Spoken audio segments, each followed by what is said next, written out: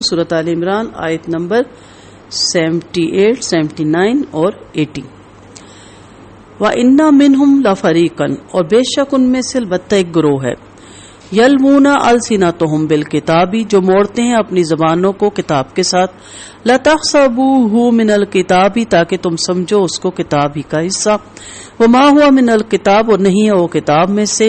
وَيَقُولُونَ هُوَ مِنْ عِنْدِ اللَّهِ، اور کہتے کیا تھے کہ وہ اللہ کے پاس سے، وَمَا هُوَ مِنْ عِنْدِ اللَّهِ، اور نہیں وہ اللہ کے پاس ہے، وَيَقُولُونَ عَلَى اللَّهِ الْكَذِبَ، اور وہ کہتے تھے اللہ پر جھوٹ، وَهُمْ يَعْلَمُونَ، جبکہ وہ جانتے ہیں۔ ما کانا، نہیں ہے، لبشرین، کسی انسان کے لیے، ان یؤتیہ اللہ، کہ دے اس کو اللہ تعالیٰ الکتاب، کتاب، الحکم، اور حکم، والنبوۃ، اور نبوت، ثم یقولوا للناس کونوا عبادا لی من دون اللہ، پھر وہ کہے لوگوں کے لیے ہو جاؤ بندے میرے اللہ کو چھوڑ کر، ولکن کونوا، اور لیکن ہو جاؤ، ربانیین، آپ بریکٹ میں لکھ سکتے ہیں، لیکن وہ کہے گا ہو جاؤ ربانیین، رب والے، بما کنتم، بوجہ اس کے کہ جو تم تھے تو علمونا، سکھاتے تھے، الکتابہ، کتاب کو، وبما، اور بوجہ اس کے کہ کنتم تھے تم، تدرسون، تم پڑھتے، ولا یأمرکم ان تتخذوا الملائکۃ والنبیین اربابا، اور نہیں وہ حکم دیتا تم کو ان یہ کہ تم بناؤ فرشتوں کو، والنبیین، اور نبیوں کو، رب، یأمرکم، کیا وہ حکم دے گا تم کو، بالکفر، کفر کا، بعد اس کے بعد جب تم مسلمون، مسلمان ہو۔ آیت نمبر 78 میں علماء کا لب و لہجے سے عوام کو فریب دینا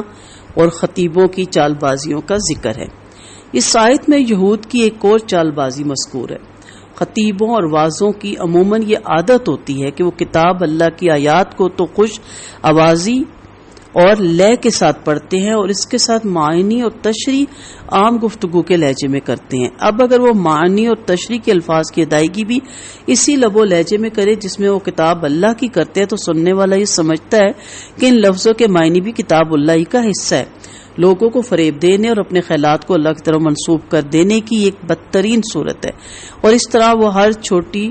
جھوٹی سچی بات اللہ کے ذمہ لگا کر اس سے مختلف قسم کے مفادات حاصل کرتے ہیں۔ یہود کی جس عادت بد کا ذکر اللہ تعالیٰ نے اس آیت میں کیا، دوسرے اہل کتاب حتیٰ کہ مسلمان بھی اس سے محفوظ نہیں۔ مسلمانوں میں بھی ایک فرقہ ہے جو رسول اللہ صلی اللہ علیہ وسلم کی بشریت کا منکر ہے۔ وہ جب یہ آیت آتی ہے قل انما انا بشر مثلکم پڑھتے ہیں، تو اس کا مطلب کیا ہے، کہہ دیجئے سوائے اس کے نہیں کہ میں بھی ایک بشر ہوں تمہارے جیسا۔ وہ انا ماں کے لفظ میں معمولی سی تبدیلی کر کے ایک لفظ کے دو الفاظ بنا کر انا ماں پڑھتے ہیں۔ پھر اس کا ترجمہ کیسے کرتے ہیں، اے نبی کہہ دیجئے تحقیق نہیں ہوں میں بشر تم جیسا۔ اس طرح جو آیت ان کے عقیدے کو باطل قرار دیتی تھی اسے اپنے عقیدے کے مطابق ڈھال لیتے ہیں۔ اس طرح وہ صرف تعریف لفظی کے مرتکب نہیں ہوتے بلکہ اپنے پیروکار کو اس غلط عقیدے پر مضبوط رکھنے اور باہمی تفرقہ بازی کی خلیج کو مزید وسیع کرنے کا سبب بنتے ہیں، اور یہ سب کچھ زبان کی لے اور لہجے میں موڑ توڑ کے نتیجے میں پیدا ہوتا ہے، اس لیے یہاں پہ اس کا خاص طور پہ ذکر کیا گیا۔ پھر اگلی آیت جو 79 ہے، اس میں کسی مخلوق کو خدائی کے مقام تک لے جانے والا کلام کبھی پیغمبر کا نہیں ہو سکتا۔ اس آیت کی شان نزول کے بارے میں کئی اقوال ہیں اور سبھی درست ثابت ہوتے ہیں۔ مثلا ان میں سے ایک یہ ہے کہ جب نجران کے عیسائی آپ صلی اللہ علیہ وسلم سے بحث و مباحثہ کرنے کے لیے آئے تو یہود ان کے ساتھ مل گئے اور تنزن آپ سے کہنے لگے کہ آپ چاہتے ہیں کہ آپ کی پرستش کی جائے، تب یہ آیت نازل ہوئی۔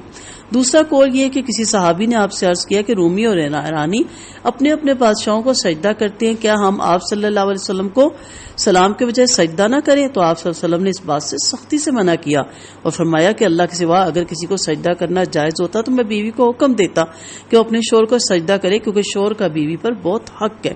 تب یہ آیت نازل ہوئی۔ جو کچھ بھی ہوا اس آیت میں ایسی تمام باتوں کی جامع تردید ہے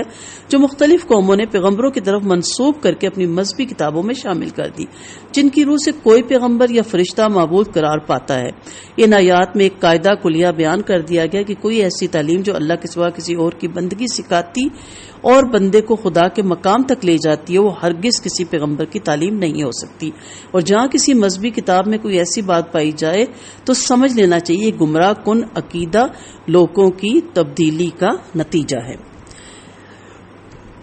نبی کا اپنی پرستش کے لیے کہنا ناممکن ہے۔ یہودیوں کے وہ علماء جو مذہبی عہدیدار ہوتے تھے ربانی کہلاتے تھے، ان کا کام مذہبی امور میں لوگوں کی رہنمائی کرنا اور عبادات کا قیام اور احکام دین کا اجرا کرنا ہوتا تھا۔ اس آیت میں بتایا جا رہا ہے کہ نبی کا کام یہ نہیں ہوتا کہ پہلے لوگوں کو اللہ کی بندگی کی طرف دعوت دے، پھر جب اس کی اطاعت کرنے لگے تو ان سے اپنی پرستش کروانا شروع کر دے، بلکہ اس کا کام ربانی قسم کے لوگ تیار کرنا ہوتا ہے، اور جو کتاب اسے دی جاتی ہے اور جسے تم لوگ پڑھاتے ہو اس کا بھی یہی تقاضا ہوتا ہے، کیونکہ انبیاء کا کام کفر اور شرک کو مٹانا ہوتا ہے، پھیلانا نہیں ہوتا۔ اور انبیاء یا کسی دوسرے کو رب بنا لینے سے بڑھ کر کفر اور شرک کی اور کیا بات ہو سکتی ہے۔ تو یہاں پہ اس کی ممانعت کی گئی کہ کبھی بھی اللہ کے سوا کسی کی پرستش نہ کی جائے۔ علماء کو رب بنانے کا مطلب کیا ہے؟ واضح رہے کہ اپنے علماء اور مشائخ کی باتوں کے سامنے بلا تحقیق سر تسلیم کر دینا بھی انہیں اپنا رب قرار دینے کے مترادف ہوتا ہے۔ جب یہ آیت اتری اتخذوا احبارهم ورهبانهم اربابا من دون اللہ، تو سیدنا عدی بن حاتم رضی اللہ عنہ جو پہلے عیسائی تھے، آپ صلی اللہ علیہ وسلم سے عرض کیا میں نے اپنے علماء اور مشائخ کو رب تو نہیں بنایا۔ آپ نے فرمایا یہ کیا بات درست نہیں ہے کہ جس چیز کو وہ حلال کہتے تم اسے حلال اور جسے وہ حرام کہتے تم اسے حرام تسلیم کر لیتے ہو۔ عدی بن حاتم کہنے لگے بات تو یہی ہے۔ تو آپ صلی اللہ علیہ وسلم نے فرمایا یہی رب بنانا ہے۔ ان تینوں آیات سے ایک بات واضح سامنے آتی ہے کہ آپ کے علماء ہیں، آپ کے مشائخ ہیں،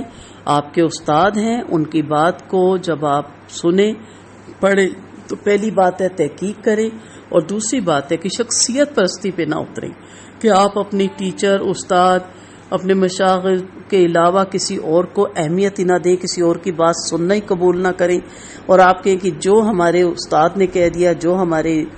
مشائخ نے کہہ دیا، جو ہمارے عالم نے کہہ دیا ہم اسی کی بات کو سمعنا و اطعنا کرتے ہیں۔ تحقیق کا دروازہ ہمیشہ کھلا رہتا ہے، اور دین میں بہت زیادہ وسعت بھی ہے، اور تحقیق کرتے رہنا چاہیے، پڑھتے رہنا چاہیے، دھیان رکھنا چاہیے کہ آپ کہیں احترام سے ہٹ کر،